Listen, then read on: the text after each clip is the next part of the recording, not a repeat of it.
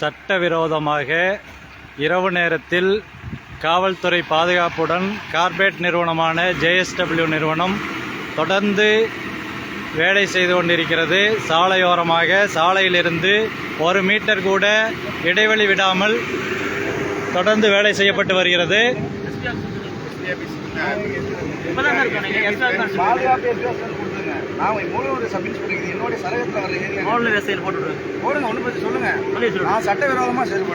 அதானே சார், அது இல்ல எஸ்பி ஆபீஸ்ல இருந்து உங்களுக்கு அனுமதி பாதுகாப்பு கொடுக்க சொல்லி சொல்லிருக்காங்க. அதனோட இது நகல் மட்டும் கொடுங்க. வண்டி வாகனத்திற்கு சேதம் விளைவித்தோமா, கம்பெனி வண்டி வாகனத்துக்கு சேதம் விளைவித்தோமா,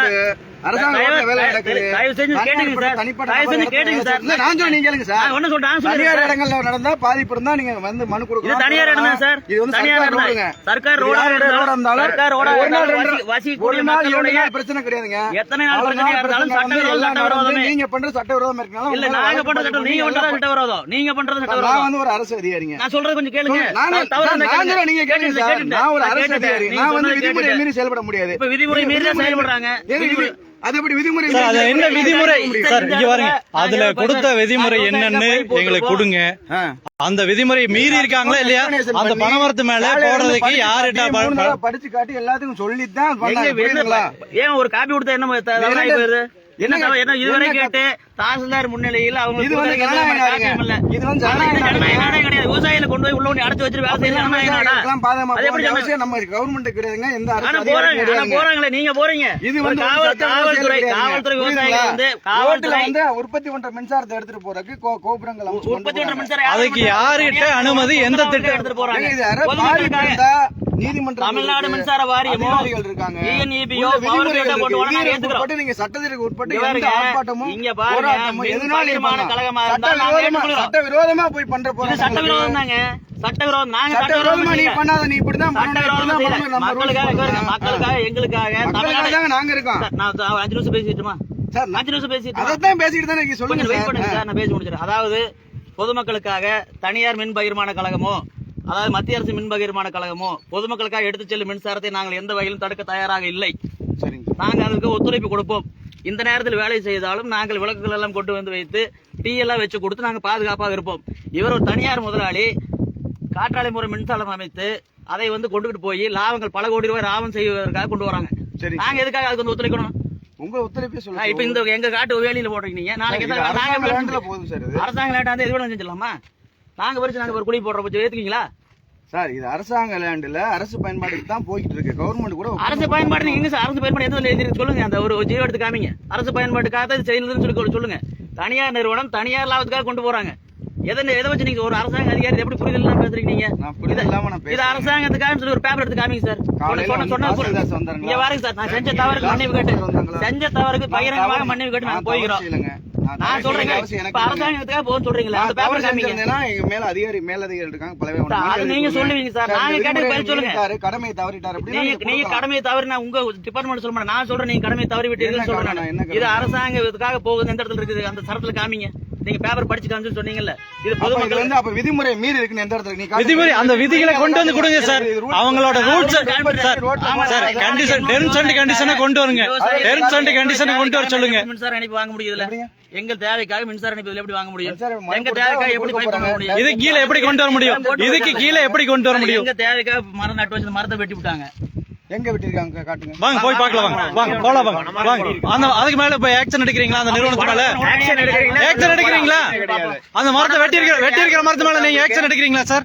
வெட்டி இருந்தா மனு கொடுத்தா, தவறு செஞ்சா யாராவது சார் மனு ஏற்கனவே கொடுத்துருக்குது.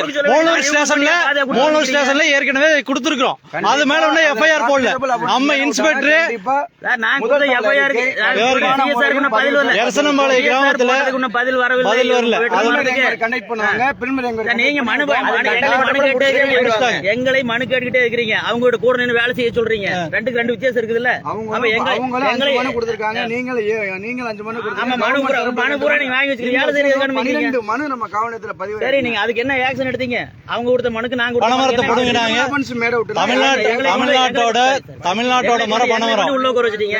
அவையில ஒரு மணி நேரம் வச்சு பாத்தீங்களா? நீங்க அவங்களே இந்த மாதிரி ஏதாவது ஒரு பிரச்சனை பண்ணாங்கன்னா அவங்களே நடவடிக்கை எடுப்பாங்க. பிரச்சனை தான் சார் இது. நாளைக்கு நாங்க வந்து மின் இணைப்பு வாங்க முடியாது, நாங்க மரம் நட முடியாது, எதுவுமே நட முடியாது. இதுக்காட்டி நாங்க மரம் நடுவீங்க. நீங்க ஏன் மின் இணைப்பு வர முடியாது?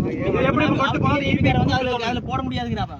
எப்படி கீழ ஈபி எப்படி கொண்டு போட முடியாது? நீங்க குதர்க்கமான கேள்வி கேட்டீங்கன்னா ஈபி ஆபீஸ்காரங்க வர சொல்லுங்க. ஈபில மனு கீழ நாளைக்கு மின்சாரத்தை எப்படி கொண்டு போக முடியும் சொல்றாங்க சார். இதுக்கு கீழ மின்சாரத்தை எப்படி தனியார் லேண்ட்ல கொண்டு வந்து போடுவாங்கற மின்சாரத்தை. லைன் நடுறதுக்கு வந்து இந்த லைன் நம்ம இது நம்ம லைன் கீழ ஈபி போட்டுருவாங்க. நீங்க மட்டும் ஒரு லெட்டர் மட்டும் வாங்கி கொடுங்க சார். அலுவலகத்துக்கு வேணா கேட்டு ஈபில இருந்து ஒரு மொத்தத்துல இன்னைக்கு வரைக்கும் தெளிவான அனுமதி லெட்டர் அவங்க கொடுக்கல. சரியான அனுமதி அவங்களுக்கு கிடையாது. இந்த காற்றாலை மூலம் மின் உற்பத்தி வந்து பிளாங்குண்டல் கிராமத்துல மட்டும் தயாரிக்கிறாங்களா இல்ல தமிழ்நாடு முழுவதும்? தமிழ்நாடு முழுவதும் தயாரிக்கிறாங்க. தயாரிச்சு எல்லா இடத்துலயும் எல்லா இடத்துலயும் எல்லா இடத்துலயும் இதே மாதிரி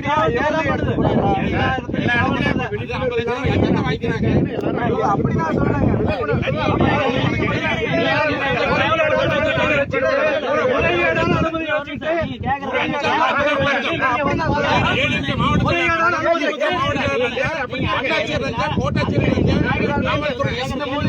வயர் மூலியமா தான் எல்லா இடத்துலயும் கேபிள் மூலியமா போகுது. போட சொல்றீங்களா? கேபிள் மூலியமா யார் மூலியமா போகுது? வயர் மூலியமா தான் போகுது எல்லா இடத்துலயும். கேபிள் மூலியமா போகுது. நீங்க வந்து அதிகாரம் பண்ணாதீங்க ஐயா. அப்படி பண்ண வேண்டிய அவசியம் இல்லை. ஒரு நாள் நான் கரண்ட் மீறினதா பயன் நீங்க ஆள ஒரு கரண்ட் காமிங்க பாப்போம். அப்படி போக முடியாதுன்ற அடிப்படையில் தான் அந்த கேள்வி என்ன கேட்டா நான் என்ன உலக புரட்சி சொன்னேன். அப்ப ஐயா தமிழ்நாடு இருக்கிறது இது அரசாங்கத்துக்கு போகுதுன்னு சொன்னீங்க. ஆமா, இது அரசாங்கத்துக்கு சும்மா போகுதா? சும்மா கண்டிப்பா சும்மா எப்படிங்க போவோம்? நம்ம சும்மா சம்பாதிக்கிறதான போகுது. சம்பாதிக்கிறதான போகுது. சொல்லுங்க சார். ஏதோ சம்பாதிக்கிறதான போகுது. சம்பாதிக்கிற அப்ப கிராமத்துல இருக்கிறவன் ஒரு வேலை விவசாயி நாளைக்கு இதுல ஈபி கொண்டு போக முடியாது. அதுக்கு என்ன வழி ஒரு பதில் தரப்புல இருந்து இது கீழே ஈபி காசு போக முடியாது. 3 பீஸ் மீட்டிங்ல வந்து எங்கிட்ட அனுமதி சொன்னாங்களா? 3 பீஸ் மீட்டிங்ல உங்க முன்னாடி அங்க பேசணும் பாத்தீங்களா? செந்திலுங்கிறவர் வந்து என்னை அணுகி பணம் கொடுக்கறதா தகவல் பண்ணி எத்தனை போராட்டம் பண்ணி நாங்க வந்து வேண்டாம்னு பண்ணி இருக்கிறோம். இந்த பணம் கொடுக்கறத பத்தி பேசாதேன்னு நாங்க சொல்றோம். 50 லட்சம் ரூபாய் விவசாயிக்கு 50 லட்சம் ரூபாய் கொடுக்கறவன் வச்சுட்டு போறான். முறையீடு தானே. வயிறுனா வேகுது. 50 லட்சம் ரூபாய் கொடுக்கறவன் ஒரு விவசாயி எதுக்கு 50 லட்சம் ரூபாய் எனக்கு பேரம் பேசணும் வந்து இன்னைக்கு அதே அதிகாரி கொடுத்து அதே 50 லட்சம் ரூபாய் அதிகாரி கொடுத்தா போயிடும். போயிட்டு போய் மயிரை வெயிட் பண்ணி மக்கள் 50 லட்சம் ரூபாய் கொடுக்கறோம்னு சொல்லி 50 லட்சம் ரூபாய் கொடுக்கறோம்னு வந்தானல்ல. நீங்க 50 லட்சம் ரூபாய் அதிகாரம் வாங்கிட்டீங்க. தமிழ்நாடு முழுக்க லஞ்சம் கொடுத்து இந்த மேட்டர். ஆமா சார். 50 லட்சம் ரூபாய் இவருக்கு கொடுக்கறோம் வந்து. இவருக்கு கொடுக்கற 50 லட்சம் ரூபாய் வந்து. நாளைக்கு வந்து மீட்டிங் இவருக்கு கொடுக்கற 50 லட்சம் ரூபாய்க்கு வந்து. நாங்க முன்வைத்த கோரிக்கை எடுக்கப்படும். ஏன்னா ஏர்ல முதல்ல கேட்டீங்கல்ல. அந்த ஏர்ல ஒரு மின்சாரத்தை இல்ல ஏர்ல ஒரு மின்சாரத்தை நீங்க காமிச்சு ஆவணும். பாத்துங்க. நீங்க தொழில்நுட்பத்தை காட்டுங்க சார் தானே. பாலமுருகன் சார். நன்றி ஐயா. நீங்க தான் புதுசா சொல்லுங்க. ஏர்ல மின்சாரம் போகுதான்னு கேட்டீங்கல்ல. அது ரொம்ப முக்கியமான ஒரு பாயிண்ட். லஞ்சத்துல போகுதுங்க. நீங்க மின்சாரம் போகுது. காத்துல மின்சாரம் மாவட்ட செயலாளர் இந்த வேற மக்கள் போராடுறோம். ஒரு தாசில்தார் வந்து அவர் வாட்டுக்கு வந்து நீ போடுங்கிறாரு.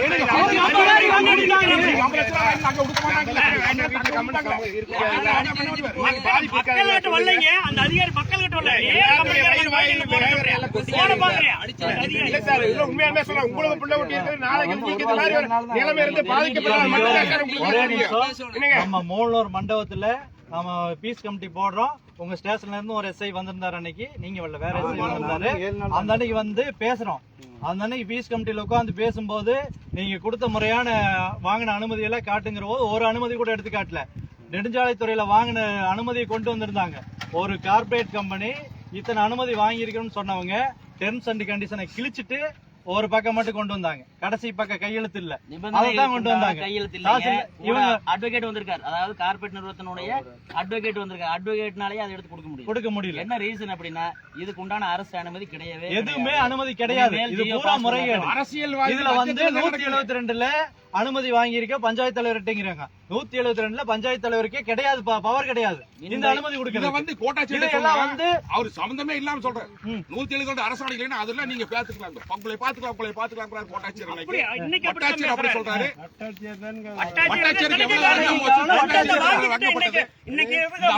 லஞ்சத்தை வாங்கிட்டு மக்களை அரெஸ்ட் பண்ணிட்டு பண்ணிட்டு வட்டாட்சியர்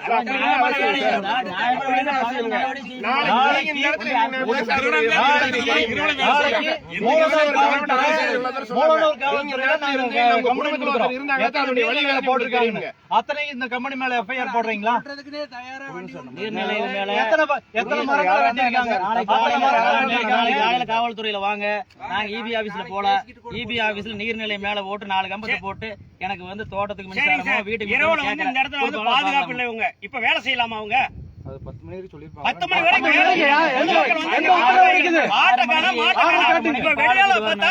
நீங்க பொறுப்பு ஏத்துக்கிறீங்களா சொல்லுங்க.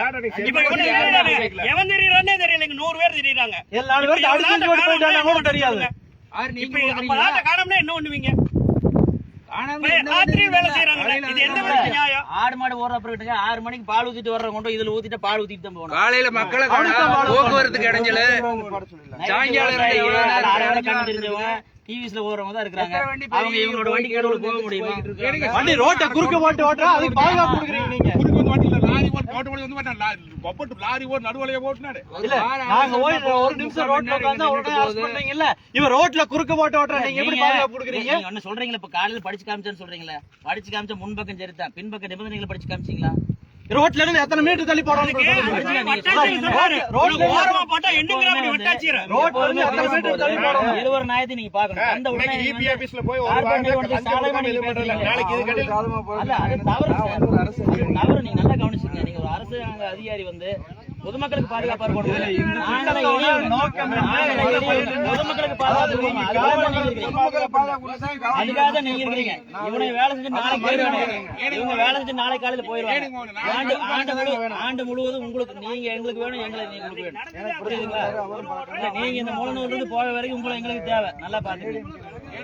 நைட்டு கேஸ் ஓட்டுக்கு சார்ஜ் இப்ப புடிங்கி போட்டா என்ன பண்ணுவாங்க? அதையே நீங்க சொல்றீங்க. இப்ப புடிங்கி போட்டா என்ன பண்ணுவாங்க? அதை கூலியில முடிட்டு தான் போகணும். கொண்டு போய் மண்டபத்துல வந்து விவசாயிகள் செஞ்சதுக்கு இவங்க அதை அனுபவிச்சுதான் நிபந்தனை போட்டோ எடுத்த உடமாட்டேன்னு புடிங்கிட்டாங்க. நிபந்தனை காட்டுங்க அப்படின்னு சொல்லி போட்டோ எடுக்கிறேன் புடிங்கிட்டாங்க. படிச்சு காஞ்சு போட்டோ எடுக்க கூட உள்ள நிறுவனத்தில் அமைப்பு இடையூறாக இருக்கக்கூடாது. நாளைக்கு வந்து எப்படி நீங்க வாங்க முடியும்? போட்டோ எடுக்கிறதுக்கு உடமாட்டேன்னு இது போட்டோ கூட எடுக்கிறதுக்கு அனுமதி கொடுக்கல. அப்படி என்ன மறைமுகமா நடத்த வேண்டி இருக்கு ஒரு கார்ப்பரேட் நிறுவனத்துக்காக? நாளைக்கு ஒரு பைப் போட முடியுமா? என்ன பண்ண முடியும்? இல்ல இந்த வருஷத்துக்கு பாதை கட்டணம் செலுத்தி இருக்காங்களா? மார்ச்சோட முடிஞ்சு போச்சு பாதை கட்டணம். இந்த வருஷத்துக்கு இப்ப பாதை கட்டணம் இருக்குதா? இந்த ரோடுக்குன்னு சொல்லி ஒரு கட்டணம் கட்டணும். ஆனா இதெல்லாம் தெரியாம தானே காவல்துறை பாதுகாப்பு கொடுக்குறீங்க. ஏனுங்க சார், வாங்க முடியும். இதெல்லாம் தெரியாம தானே காவல்துறை பாதுகாப்பு கொடுக்குறீங்க. 2 பிரிவின் கீழ் தான் வந்து இதுக்கு அனுமதி வாங்கி சொல்றாங்க. அது வந்து கேபிள் பாஸ் பண்ண விட்டு கேபிளுக்கு மட்டும்தான். இந்த ஃபைபர் கேபிள் போடுறாங்க பாருங்க, தொலைத்தொடர்புக்காக. அதுக்காக மட்டும் 172 சட்ட பிரிவின் கீழ் இருக்குதுங்க. இதுக்கு கிடையவே கிடையாது. அப்படி இருக்கும்போது இவங்க எந்த சட்ட விதிகளின் பேரில் வாங்கவும் இல்லை. ஏதோ போயிட்டு போட்டு போறாங்கன்னு தாசில்தார் முன்னாடி நாங்க மறப்போம் மன்னிப்போம்னு சொல்லிட்டு வேற ரூட்ல போட்டுக்கிட்டு போங்க. இந்த ரூட் எங்களுக்கு தேவைப்படுது. நாளைக்கு வந்து மின் இணைப்பு வாங்க வேண்டிய இருக்குது. பைப் வந்து விவசாயத்துக்கு பைப் போட வேண்டிய தேவை இருக்குன்னு சொல்லி நாங்க சொன்னோம். ஆனா கார்பரேட் கம்பெனிக்காரன் இதுலயே போட்டே ஆகணும்னு சொல்லி 100% குறியா இருந்து இந்த வேலை செய்யறாங்க. நாங்க அன்னைக்கு போட்டு சொல்லிட்டோம். இல்ல வட்டாட்சியர் முன்னாடி நாங்க இந்த ரோட்ல போறேன்னு போறேன். 3 முறை என்னையும் அணுகுனாங்க. இதே கம்பெனிக்காரங்க 3 முறை 3 முறையும் போயிட்டு லிங்கசாமி நம்பர் கொடுத்துருந்தேன். பேசிட்டு மாற்று வழி காமிக்கிறாங்க அந்த ஊருக்காரங்க, போய் போட்டுருங்கன்னு சொல்லியாச்சு. அது போட முடியாது, இதுலயே செஞ்சு சாதிச்சு காமிப்பா அப்படின்னு சொல்லி ஒரு வெளியூர்ல அந்த கார்பரேட் நிறுவனம் போலீஸாரோட உதவியோட அந்த வேலை செய்யறாங்க. அப்படின்னா அப்ப அவங்களோட தெம்பு எந்த அளவுக்கு இருக்கும்? அப்ப இவங்களுக்கு கொடுக்குறேன்னு சொன்ன ஒரு விவசாயி இவங்களுக்கு இவங்களுக்கு எவ்வளவு பணம் கொடுக்குறேன்னு சொன்னாங்க. அந்த பணத்தை கூட